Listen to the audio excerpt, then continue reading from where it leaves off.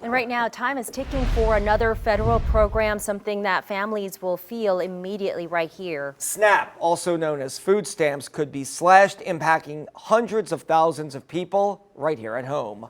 WDSU's Jonah Gilmore live with more on the possible impacts both people and local food banks could see. Jonah. Yeah, food pantries are already stretched thin with resources and food. Now with food stamp funding on the chopping block, people are trying to save what they could and stack up on what they can get. I don't think that's good. I think we should be able to still get our food stamps, for real. As the federal government shutdown continues, SNAP benefits could be next on the chopping block. We're going to run out of money in 2 weeks. Alexandra London is one of thousands of people across the state who receive SNAP benefits, better known as food stamps. Some people have to pay their bills.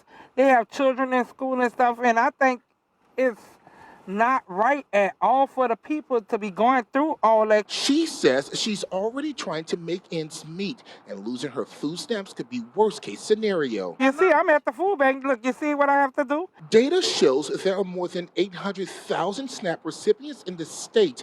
Looking at the parish breakdown, Orleans, Jefferson, Tangipahoa, and St. Tammany ranks in the top 10. The government shutting down, and it's affecting people. It really is.